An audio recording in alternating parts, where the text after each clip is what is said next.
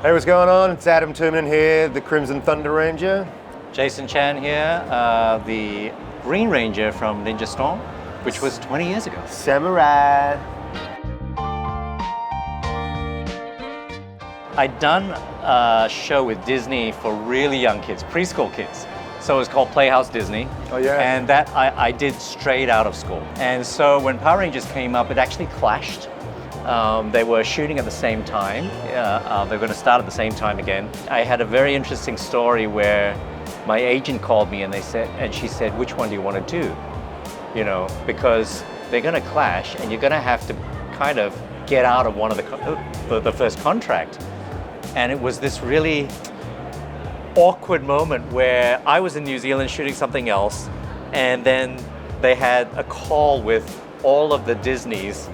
Disney Hong Kong, Disney LA, my agent on the phone, and I was told to just say one word.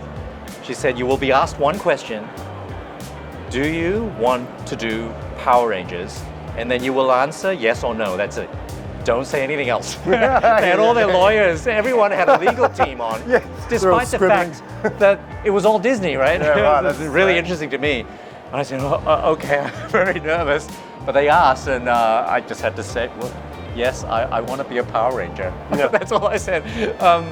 And I remember my agent at the time had said to me when I was offered the role, right? She said, "Look, you know, do you really want to do this? It's a kids' TV show. You've seen the DVD or you've seen the VHS. You know, you may get typecast. It may affect your opportunities later in some ways. You know, do you really want to do it?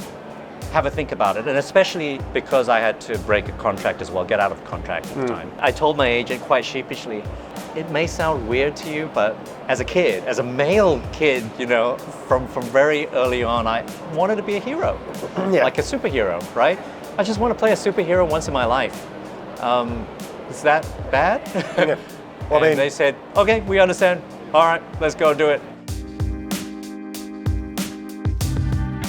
Like I mentioned before, because it wasn't being shown over in Australia, we sort of did the year over there. We came back and no one knew who we were or what we'd done. Yeah. So it really sort of put us on the back foot, and that was only because it wasn't being shown over there. And I came back and I maybe did a little film here. Then we came back for reunion episodes, and I found that it was tough to get back into the industry, and it took a little while.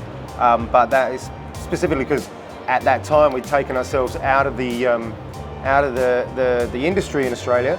And I even got asked to come back on a couple of the shows that I'd done before getting Power Rangers, and I couldn't do it because I was locked into the contract for Power Rangers. But I mean, they asked us to do a second season. Unfortunately, a couple of us said no, and so they moved on to a whole different cast. But yeah, I always think back to that in hindsight and think, you know, maybe it could be good. Maybe it could have been, Dino Thunder with all of us as the cast. You know, it could have been interesting. You just wonder who would have been who and all that sort of stuff. For me, yeah, I don't think it necessarily opened doors. Like, people don't say, "Oh, you're a Power Ranger, you must be an amazing actor, come and do this or that." But it was always a topic of conversation. It was always a way to instantly break the ice. Whether it was in the industry like acting or elsewhere, as we met people, you know, in business now that I'm doing a startup, like, it's always a great icebreaker. And it immediately sort of establishes some rapport. When when I'm dealing with people, I was like, "I watched you as a kid," you know, like, it's just, it's great. It's pretty special. It's great. It's awesome. It's been a few times I've been stopped at customs, but it's always best when so I have my helmet and I always take it on carry-on because I don't want them putting it in the luggage bay, because if they squash it, they'll ruin it, and that's my prized possession. And so I was taking it through, and I got stopped. I think it was coming in to LAX, and someone's going, "Can we just have a look at what's in this bag?" And I had to open the bag and pull out the helmet. They went, "I knew that was what it was. I knew that was you.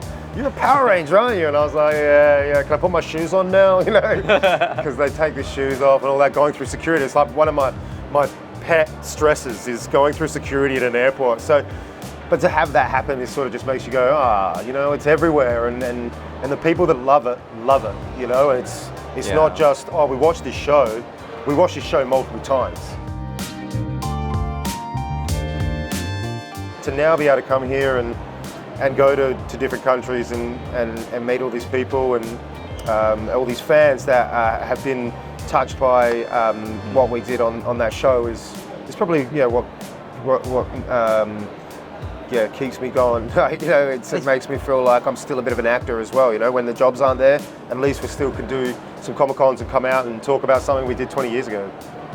I think it's only really dawning on me now, 20 years later, that it's special. Like it's really special. I mean, at the time, of course, really special relationships, really special time. The experience was amazing. But as you go on and you go, this has survived 20 years, that people will come up to you.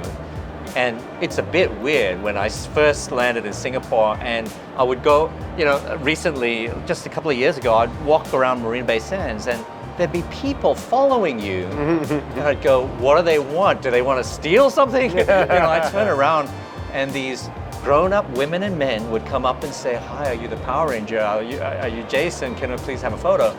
That I thought was special because, like we said, there are not many things that survive that long. No. There are not many things that touch you in a certain way, and we're not the ultimate cause of all of that, right? How it was all brought together, how it's written, the core message, everything, how it's produced and everything.